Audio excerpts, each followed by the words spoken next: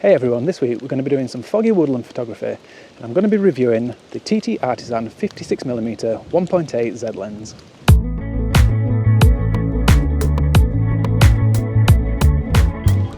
Okay, so recently TTArtisan sent me the 56mm 1.8 Z lens, and this is probably a really good lens for portrait photography or something like that, but because the conditions are so great, we've got fog, I thought I'd come out and do some woodland photography. And this is a crop sensor lens, APS-C, and I am using this on my Z7, but because I've got it on the Z7, I've put the camera into DX crop sensor mode. And that's going to be a pretty good focal length, I think, for woodland, because you don't want too wide for woodland, you want to kind of zoom in on detail. So a little bit telephoto is pretty good. And the equivalent field of view for 35mm full frame cameras with this lens is about 84mm, I think. So I think that's going to be pretty good. So, got Otis here, so let's head on, get some images and I'll talk more about the lens.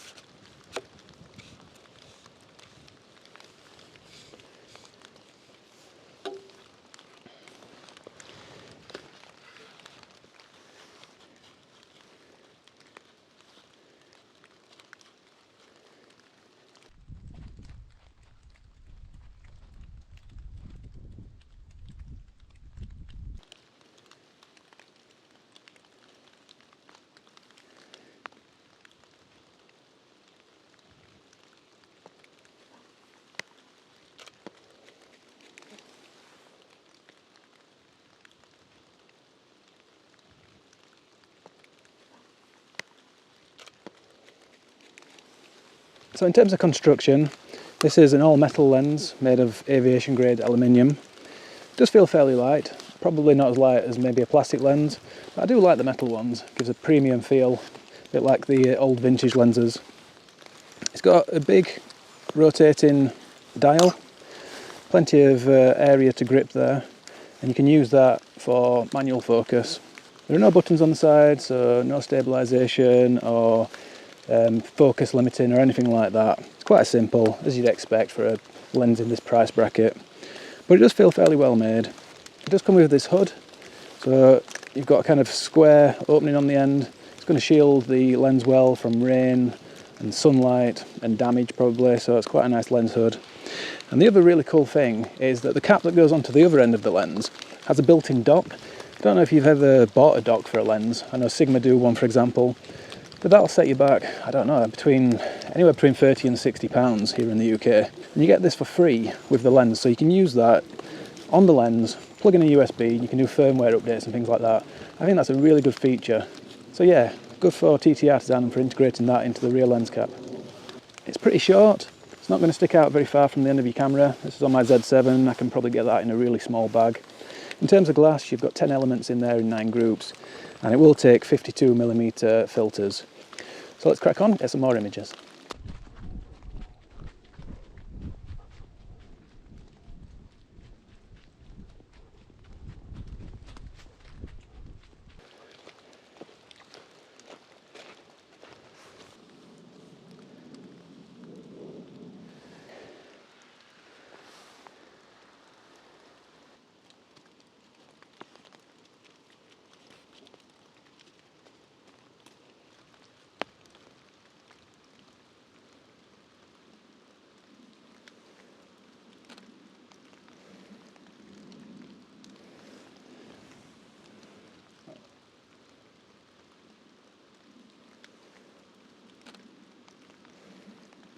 Okay, so let's talk about some of the features of this lens.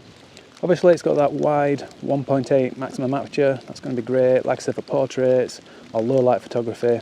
It's going to get you some really nice bokeh. The minimum aperture is 16, f16, so that could be narrower.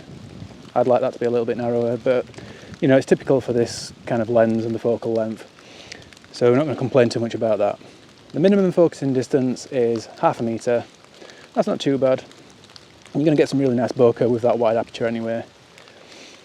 And the focusing is okay. It's not really quick. I'm like f8 in low light with the polarizer on there. It is a little bit slow, but it's finding focus, so that's okay, particularly for a budget lens. That's not bad at all, really. And it is fairly silent. Apparently it uses an STM plus lead structure for the focusing. I'm not really sure what that means, but they say it's silent. It is fairly silent. If you're really close, you can hear a little zzz, but yeah, more or less silent. You've got the manual override, like I said, so you can get manual focus. That works fine. It's nice and smooth. You do have to turn quite a bit to get the focus, but again, not a deal breaker. TTArtisan says that it does have chromatic dispersion ED glass, so we'll have a look later at the images and we'll see if that's actually done anything and controlled the chromatic aberration. There might not be too much today anyway because we haven't got strong light, but we'll have a look. And yeah, like I said, it has got that dock built into the rear lens cap, so I really like that. It's a great feature.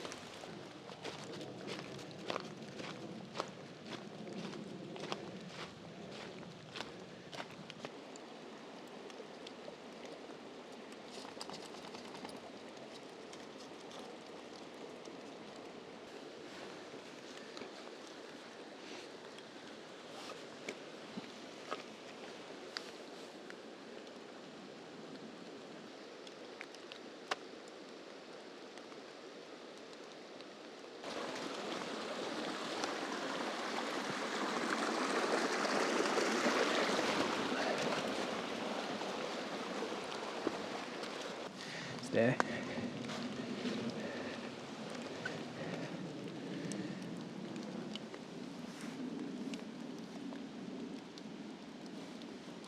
Stay there, Otis.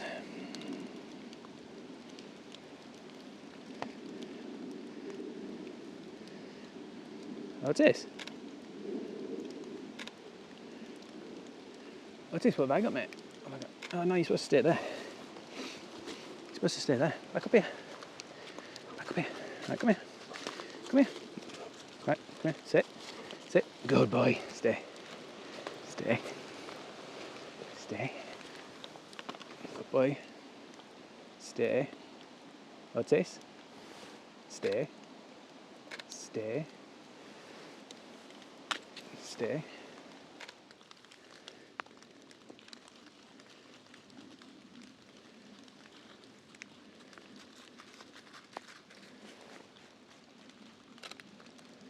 He's a good boy. Hey, come here.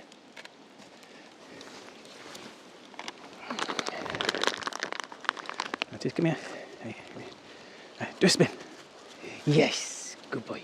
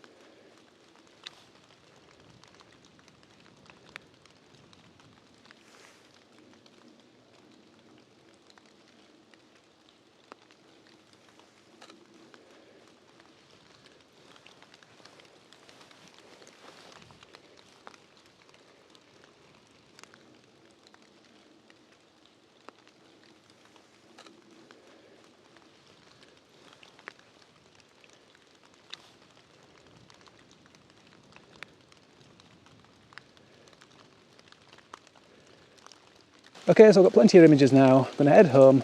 We'll have a look at those on the computer and see what the image quality is like. Okay, so you've seen all the woodland shots that I've captured throughout the video, and this is one of them. You can see the look I've gone for in the editing, and that's the atmospheric, moody look. I obviously already had the fog, but I wanted to emphasise that, and I've softened the image, I've reduced clarity and texture. There's not a lot of contrast because of the fog and the type of image it is. It was raining, and I had a polarising filter in front of the lens, and all of those factors combined mean that it's not really a great set of images to judge the optical quality of the lens by. So I think we need to look at some other images, and here are some I captured of Otis in my local park. So this is in overcast weather, no rain or anything like that. I've got no filter in front of the lens. and these are straight out of camera. I've not edited them at all, these are just the raw images. So this is at f1.8. You see a really nice soft creamy bokeh, and if we have a look at Otis's eye, this is where I was focusing. You can see there's a lot of sharpness there. Considering we're wide open at f1.8, ISO 160, that's quite nice and sharp. If we have a look at the next one, f2, again, similar type of sharpness.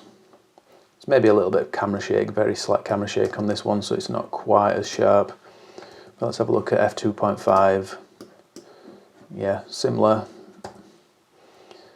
Let's have a look at f2.8. I'm going to just quickly jump through these. I've not got every F number, but I've got most of them. That's f4, 4.5, 5.6. Really nice and sharp there at 5.6. This is ISO 400. I was taking these shots handheld, so I did have to bump the ISO up a little bit just to make sure I was getting a fast enough shutter speed. This is coming out at 1/60th of a second. So that's 6.3, 7.1, f8, f10. I think we're starting to lose sharpness again now. Not significantly, but a little bit. And I think to really judge the optical quality, we're going to have a look at these shots, just of this lens test chart. And I have done a little bit of editing on these. Well, all I've really done is just change the white balance and just bumped up the exposure slightly, but there's no sharpening or anything like that. So this is at f1.8. Let's have a look in the centre. Fairly sharp considering we're wide open. Come down to the corner, maybe a little bit soft down here, and there is a little bit of chromatic aberration. There's no fall off, or not very much, in terms of light fall off and vignetting, and I think maybe very slightly barrel distortion, but overall pretty good. f2, let's have a look in the middle. Similar, still a little bit soft at the corner, nothing to worry about, but you know, as you'd expect, wide open, it's a little bit softer in the corner. 2.2, maybe getting a little bit sharper down in the corner. 2.5, tightening up a little bit, looking really nice and sharp in the centre. This is at 2.8. Do we think we're getting a little bit sharper there? I think so. 3.2. Let's have a look at 3.5. f4. Looking really nice and sharp in the centre there. 4.5. That's 5. 5.6. I feel like the lens might be sharpest at 5.6. Definitely somewhere between 5.6 and 8, but I really like it at f5.6. Really starting to tighten up down there in the corner. We've still got the chromatic aberration, but you know, this is a tough situation when you've got these narrow bands of black lines close together. In a real world situation, you're probably not going to get that type of extreme condition unless you're shooting maybe narrow tree branches against a bright sky, but you know, you're not going to see that most of the time, so it's not a deal breaker, and you can remove chromatic aberration really easily in Lightroom or your software of choice. So let's have a look at 6.3. Yeah, looking nice in the corner now really.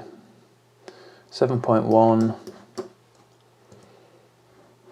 f8 in the corner, f8 in the middle. Yeah, that's definitely looking nice and sharp across the whole frame there now. f9, f9 in the centre, that's f10. Are we starting to get a little bit softer in the corner now? I can't really tell. f11, that's probably a little bit softer. Still fine in the centre. That's f13, f14. Still great in the centre, marginally softer again in the corner. And 16, again marginally softer, but still fine in the centre. So I think really the takeaways are, as you might expect, at the wider apertures, 1.8, you're going to get some softness in the corners. Fairly good in the centre, even wide open. As you start to tighten up the aperture, maybe around f4, you start to see that sharpness coming back in the corners, and then you find pretty much all the way up to the minimum aperture of f16, but it does start to very slightly drop off in the corners again after maybe f8. So yeah, overall really sharp lens, hardly any distortion, minimal light fall off, and you've just got that little bit of chromatic aberration, but definitely an impressive performance all round, I think. Okay then, so final thoughts. I did really enjoy using the TTArtisan 56mm Z lens. It's not really made for woodland photographers. Even though a fast telephoto prime is actually quite good for woodland, I think you'd normally use a zoom lens for versatility. It's more aimed at, say, portrait photographers, and if you're a portrait photographer who happens to shoot crop sensor and you're on a budget, you're going to find it difficult to get another lens in this price bracket that's as good as this. So I really do recommend it. Are there any things that I don't like? Well, you can't put the lens hood on with the cap on. You have to take the cap off to put the lens hood on, and that means you can't store the hood on there unless you store it without the lens cap. So it's a small thing, but you know, it's a little niggle. And similarly with the rear cap, even though I love having that dock, I think that's a fantastic innovation, it does mean that if you swap lenses, then you have to put this cap onto your other lens, and you're going to end up losing that maybe, or you know, it's going to be a little bit harder to find if it's on another lens in your cupboard somewhere. So again, tiny niggle, but you know, that just shows how good this lens is, because I'm having to find really small things to criticise it for. And you know, for, like I said, a lens in this price bracket, it retails for about 150 to 60 pounds here in the UK. For a lens that cheap with this kind of quality, you can't really complain too much. You know, the Nikons, the Canon lenses, the Sonys, they're going to be that little bit better. You're going to have slightly more sharpness, you're going to have more features, you might have stabilisation, you might have some buttons on the side. But if you put that on a graph, you know, with the quality to price ratio, you're going to get more for your money, I think, with a lens like this. So I highly recommend it if you are the type of person that's going to use this focal length, and maybe you're doing portrait photography or whatever. So check it out. But that's about it for this video. So big thanks for watching. If you have found it useful or you've liked it in any way, please just give me a thumbs up down below. Leave some comments if you've used this lens before and you've got your own thoughts, or if there's anything I've failed to point out in this video or got wrong, then please let everyone know. If you're a regular viewer, big thanks to you, really do appreciate it. But if you're new to the channel and you're not yet subscribed and you'd like to do so, you can just click down there on the big red button, or over here on this little picture of me, and that way you'll stay up to date with everything I'm doing. There are new videos Sunday mornings at 10 AM UK time. So I hope you can join me for the next one, but until then, thanks a lot everyone, and bye for now.